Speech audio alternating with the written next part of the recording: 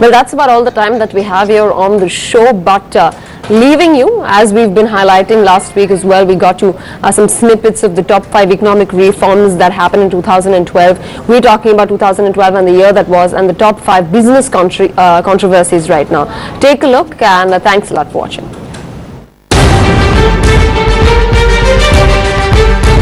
2012 will go down as yet another year of controversies in India's history.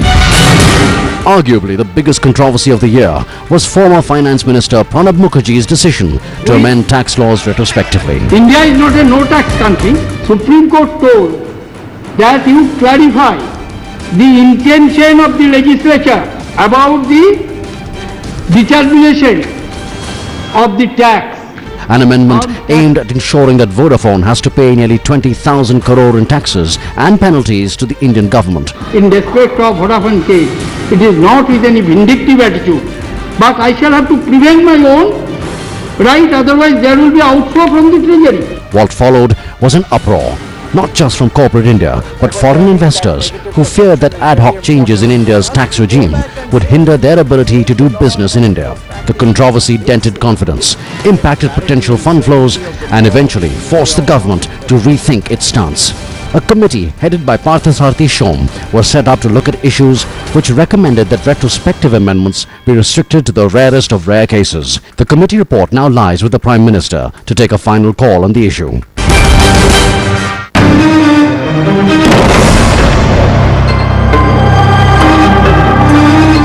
Many of the year's controversies continue to be around the issue of natural resource allocation. The biggest of them all, an uproar surrounding coal block allocation, which may have cost the Exchequer 185,591 crore rupees, a saga that came to be known as Coalgate. Like many other recent controversies, it began with the Comptroller and Auditor General alleging that valuable coal blocks had been allotted at throwaway prices to corporates. The controversy engulfed the highest levels of government, including the Prime Minister, who held the coal portfolio for a brief period. Parliament was disrupted for an entire session. Nearly 100 small and big corporates were named as possible beneficiaries. A CBI investigation followed. The Supreme Court continues to review the case. An interministerial group is deliberating on possible deallocation of nearly 80 coal mines. And as the year closes, the government is trying to amend the Coal Mines Act to make coal block allocations more transparent.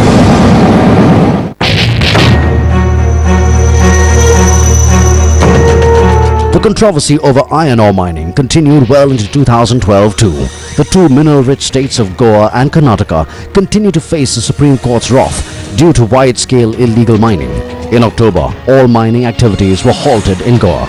Export and transportation of mined ore was also stopped. In December, Supreme Court's Central Empowered Committee recommended a continued stay on mining and a review of all mining licenses. The final order will be pronounced on January 4th.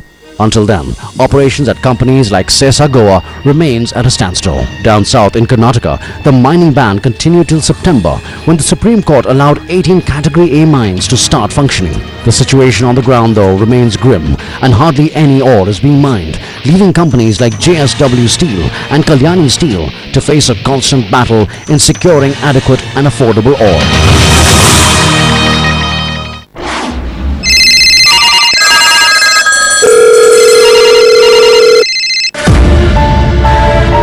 In February 2012, the telecom sector, which had been engulfed in controversy even in 2011, felt its biggest policy shock yet. The Supreme Court, which was then hearing a case on irregularities on license allocation, passed an order cancelling 122 telecom licenses. We are not challenging the order of the Supreme Court to the extent that it cancels the 122 licenses. The judgment followed the CAG's claim that the government had lost 1.76 lakh crores by failing to auction licenses. The highest judicial authority went a step further, asking the government to auction spectrum in future.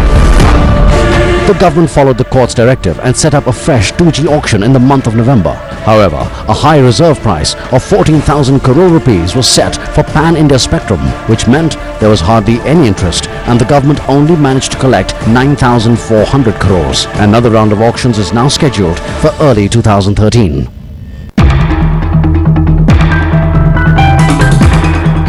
Reliance and controversy have become two sides of the same coin, the most recent battle being fought over revising the price of kg D6 gas. Reports of Reliance seeking a premature revision in prices sparked an uproar within government circles and industries, which would have had to bear the increased cost of gas. The report was denied by Reliance, but the controversy did not end there. A face-off between Reliance Industries and the Comptroller and Auditor General, which had been brewing behind the scenes, hit the headlines. The question was whether CAG can audit Reliance Industries' performance in the KG D6 basin and its finances. The bigger issue was whether CAG can audit the accounts and performance of a private firm.